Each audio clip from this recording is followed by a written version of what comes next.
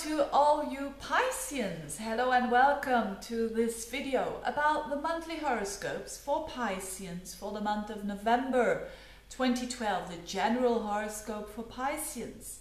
Now, this is a very fascinating month, I think, for all the signs, but also for the mutable signs, and you're one of them. And why is that? Because two things that are very important during this month. It is the Mercury retrograde and it is a solar eclipse. So let's first start with the Mercury retrograde. Why is it important for you? Because Mercury rules your 7th house, which is the other person. And most Pisceans have a Mercury in Pisces or a Mercury in Aries and so on. But when they have a Mercury in Pisces, they mostly think or they feel that Mercury retrogrades are a bit hard on them, because it's depend, do you have a strong Mercury or not? And Mercury in Pisces is not strong, on the contrary. But that's nothing bad about that. The only thing is that, yes, be warned, and especially for you because it's happening in your 9th house, in the house of traveling. So expect that in communication with people from abroad or in traveling. So this is all a very mundane level that I'm mentioning, that there can be delays. So be aware of that. It's, or maybe internet too. I think the 9th house is also the connections that we have.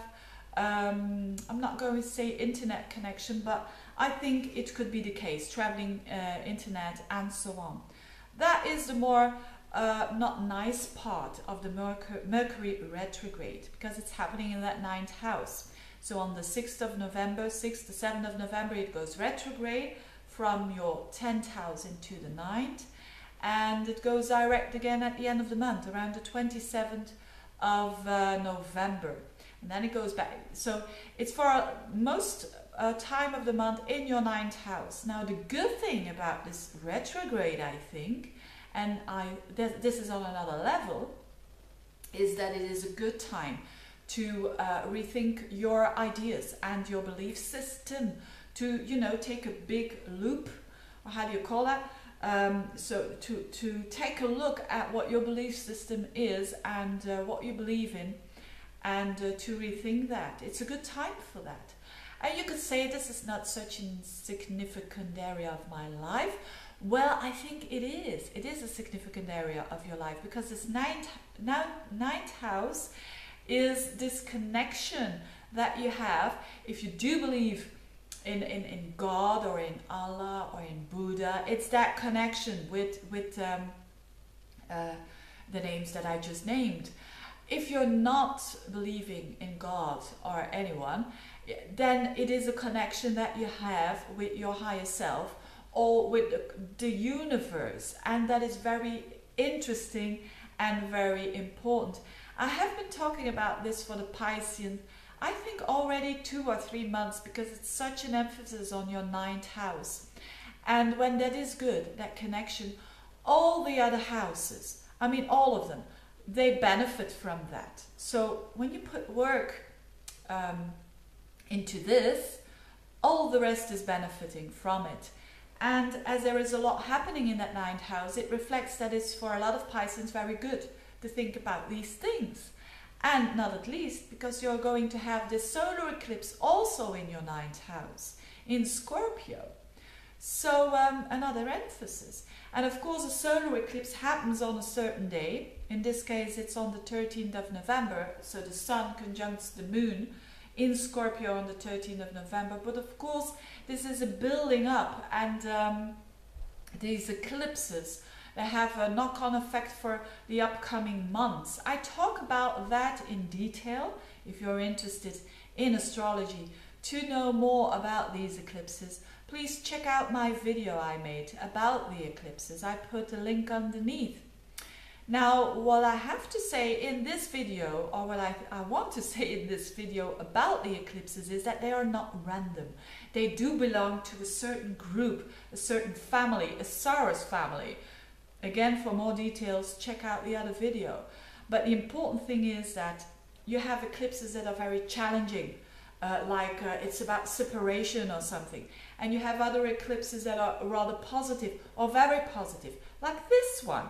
This one is a very positive eclipse. And the flavor, the color, is all about two things in this eclipse, with this eclipse. It's about enjoyment, which is nice, and it's about connecting and commitment and responsibility.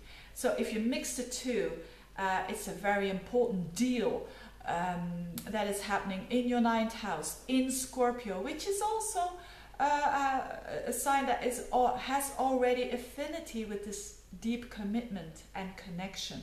So for you Pisceans in general, it means that you are going to commit yourself and you are going to connect yourself with the higher consciousness or with God or with the religion you believe in. You're going to connect and you are going to find a lot of support from that.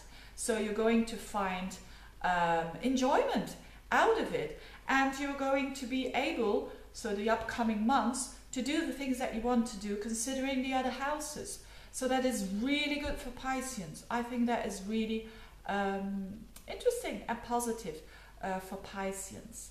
So especially if you have planets or so personal planets like a sun or a moon or a Venus or whatever, or axis like an ascendant or an MC having around 22 degrees, because it's going to make a trine with that solar eclipse, which is nice.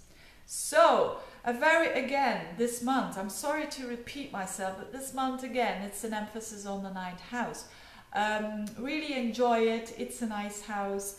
It's a house that is helpful for all the other areas of your life. So thank you for watching, Pisceans. Have a good solar eclipse, have a good Mercury retrograde, and see you soon. Bye bye.